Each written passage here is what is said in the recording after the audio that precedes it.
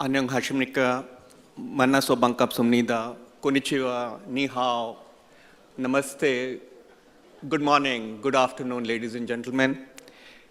I am absolutely delighted to be here today with you. I would like to compliment Aju News Corporation, especially CEO Mr. Abraham Kwak, for organizing the 7th forum. I am going to share some of my thoughts on emerging business and financial opportunities in India. And if possible, I would like to make it an interactive session. I'll be very happy to receive your questions, comments, or interjections at any time you want. Let me clarify that mine is a personal view, and I need not necessarily be representing the government of India's viewpoint. As I said, it's a diplomat's view. With the benefit that I have spent more than half of my career, running 3.5 decades, in East Asia, in China, Japan, Korea, for the simple reason that India's fortune, India's future, India's destiny is linked with East Asia. Some of you may know that we unveiled our Look East policy in 1991-92, and last 22 to 23 years, it has yielded rich dividends in the sense of our historic engagement with East Asia has gotten renewed and strengthened.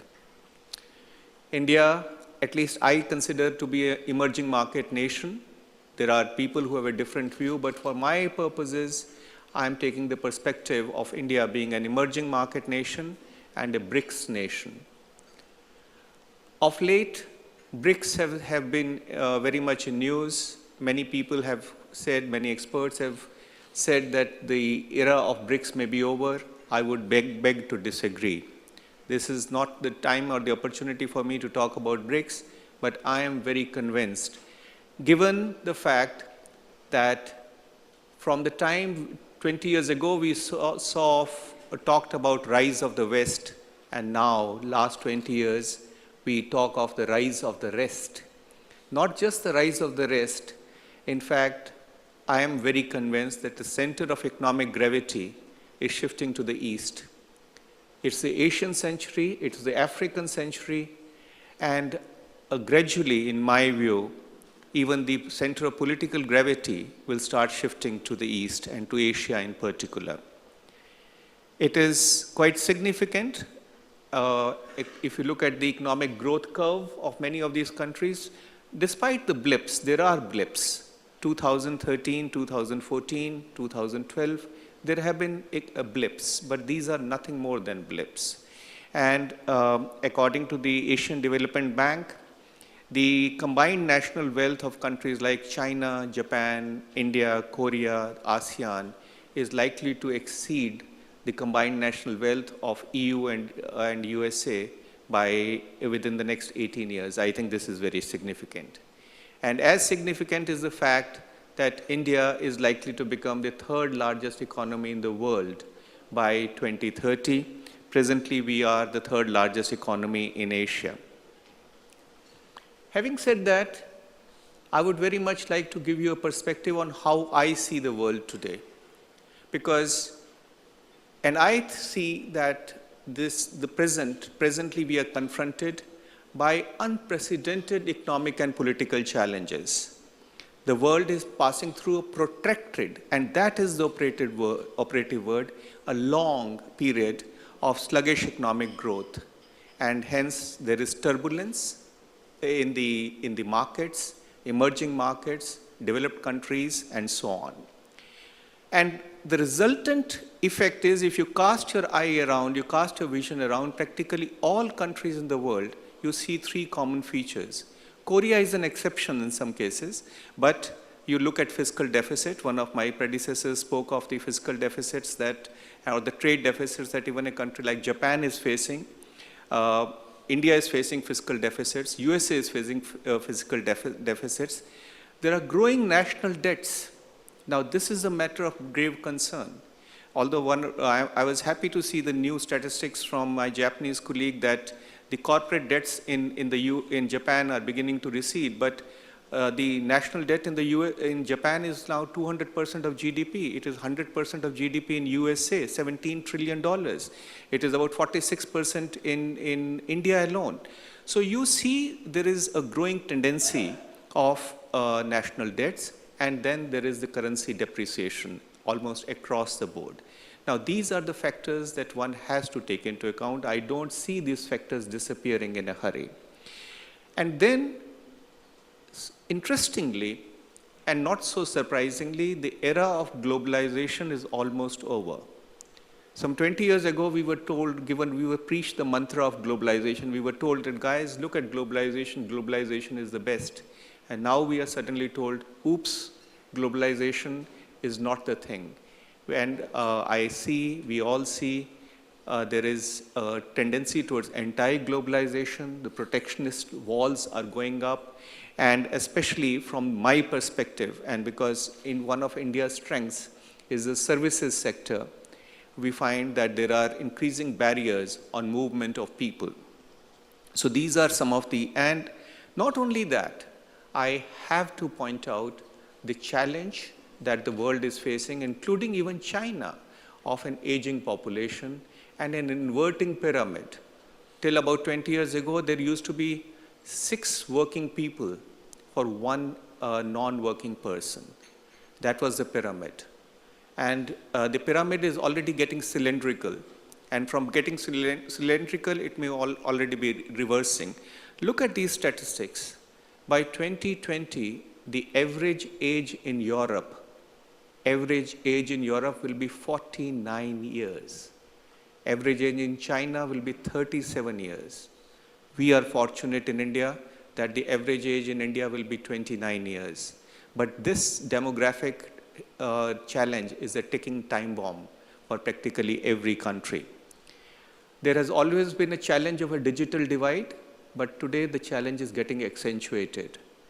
My colleague, one of my speakers before me, spoke of industrialization and the challenge of industrialization.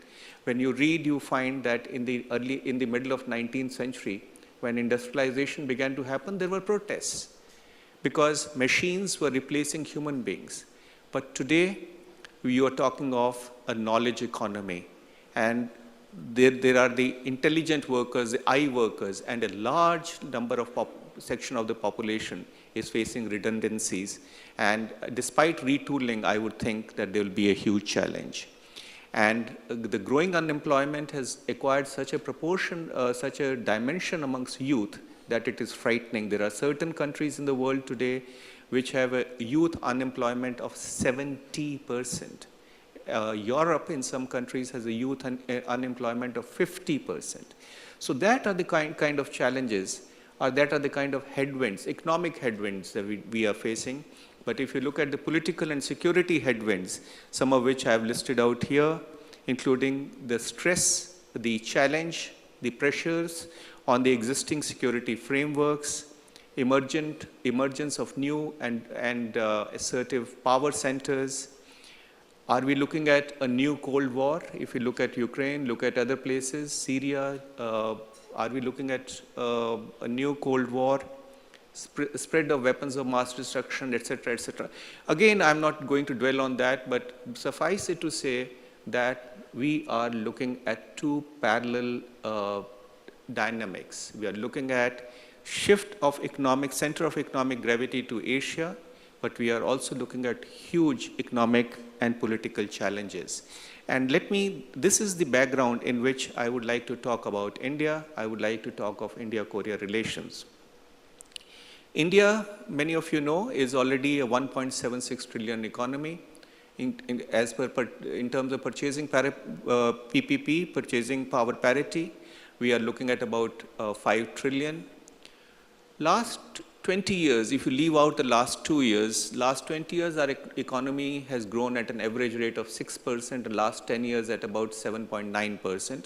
I'm leaving out the last 2 years, which have been difficult, but there have been challenges. The issue is, the strength is that India is a market economy, unlike some major economies. India has a strong private sector, and above all, as I alluded to, we have the third largest pool of trained scientific and technical manpower in the world. We are adding something like 1 million engineers every year.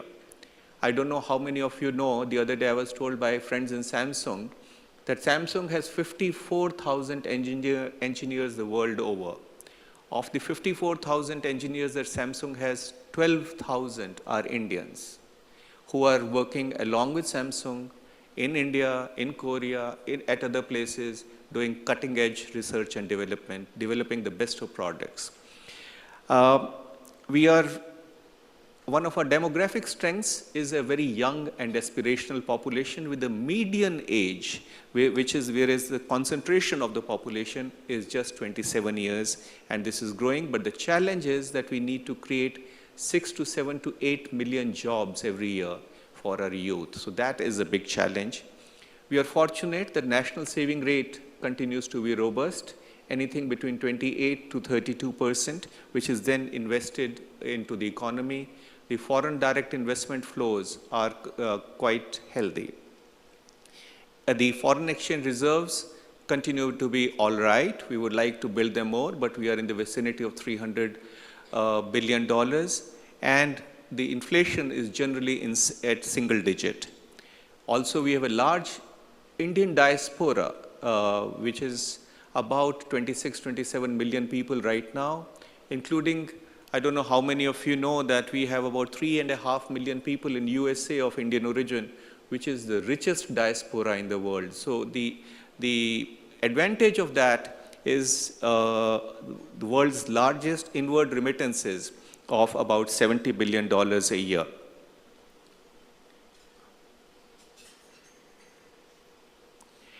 But as I said, there have been headwinds. The years 2012 and 13 have been difficult. The GDP growth rate slowed down to 4.8% in the financial year 2012-2013. The rupee depreciated between May and August 2013 by 20%. But the good news is that it has already appreciated 13%. So the net fall is 7%, and in the last 3 days, the rupee has appreciated just last 3 days by 1%. We have, as I mentioned to earlier, the fiscal deficits have been a challenge, and it has been a challenge in India too. We also saw in that same period of May to August to September, some withdrawal of funds by the institutional financial investors. But the Indian economy is bouncing back. It is very well known that the fundamentals of the Indian economy are quite strong. We expect a GDP growth rate of about 5% this year and 6% next year.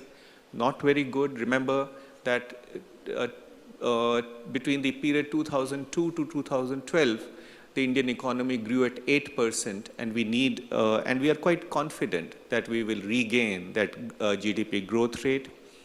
We have made very good progress in containing the current account deficit from 4.8% last year to under 3.5%, and I am hopeful that it will fall below 3.5%. Exports have risen, imports have fallen, and the trade deficit has shrunk. I don't know how many of you know that we are the largest importer. I mean, this year China has exceeded India's imports, but we are the largest importers of gold in the world. And in private hands, something like 20,000 tons of gold are held. Indian women love gold. My wife will give away the husband, but not the gold. So that is the kind of challenge that you have. Fortunately, even the gold imports, we have managed to control. And as I said, the rupee has bounced back. In fact, it is now 13%, not just 12%, but 13% since August 2013.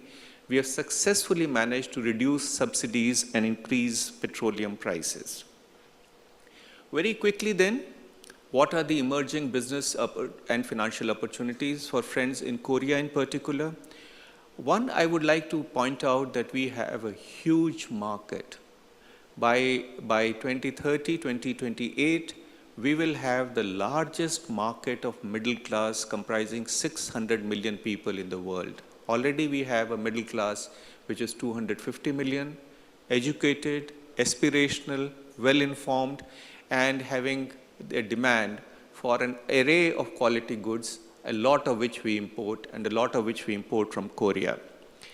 The growth areas, again, if I'm looking at Korea in particular, is the IT sector, especially the hardware, electronics, infrastructure, energy. We are energy deficient, and already we are working with companies like Doosan and KEPCO and so on to build power generation capacity. Steel, we are the only major country in the world where the demand for steel is continue to grow, not now, next 5 years, next 10 years, next 20 years, because of urbanization, because of rapid growth of the economy. And as you are aware, POSCO is on the verge of making a large investment in India. Other sectors include consumer and manufactured goods, automobiles, pharmaceuticals. So these are some of the sectors towards which I would like you to focus. Just to put things in perspective, we are adding 8 million mobile phone users every month. 8 million mobile phone users every month, with the third largest base of internet users. And at a conservative estimate, the electronics market in India across all verticals will be something like $400 billion by 2020. And a lot of that, unfortunately for us, but fortunately for friends in Korea and other parts of the world, will be import dependent. We are in the process of a massive urbanization and upgradation of our infrastructure. And the good news is that we are investing something like $200 billion a year in infrastructure development. And I'm happy to tell you that many Korean companies, Chinese companies, European companies, companies from ASEAN are our partners in infrastructure development. And we are adding something like 15 to 20,000 megawatts of power generation capacity, including nuclear power capacity in India. I'll just run through the India-Korea economic relations because this has seen a very rapid development. We already have a comprehensive economic partnership agreement, or CEPA, which was operationalized on the 1st of January 2010. 2 months ago, when President Park Geun-hye went to India on a state visit, we have decided to upgrade CEPA. Trade has grown rapidly. It grew 70% in 2 years to over $20 billion. Last year was a little difficult, but we are hoping that the trade will bounce back again. India has already made sizable investments in Korea, which are at least $3 billion, and we have $3 to $5 billion of Korean investments in India. Samsung alone has an R&D, research and development center in Bangalore, India, which employs something like 4,500 engineers. And just Samsung sells 3 million mobile phones a month in India. Hyundai is producing 640,000 vehicles a year in India. Good news is that Kotra is in the process of setting up an exclusive Korean industrial park in Rajasthan, which will be a manufacturing park focusing on the SME sector. We have the Delhi-Mumbai Industrial Corridor, DMIC, which is being set up with Japanese assistance, which is the biggest investment project in independent India. It's a 1,400-kilometer corridor where 6 new integrated townships will come up, intelligent towns with the state-of-the-art facilities, and it offers huge business opportunities and economic opportunities. Kotra has set up in January this year the 4th office in Bangalore, and Kita has just set up the office. India is the only 6th country in the world in which Kita, Korean International Trade Association, has set up an office. And let me close by mentioning that we have taken a decision to set up an India-Korea CEOs Forum. It will comprise of 20 top CEOs from India and top 20 CEOs from Korea. It will be a standing body which will be meeting regularly to give the trade and economic relations a boost. Well, this was a quick overview. You are a wonderful audience. I know I am testing your patience and you are waiting for lunch. So happy lunch, enjoy yourself, and I would always be very happy to come back to speak to you. Thank you. 감사합니다. 네, 고맙습니다.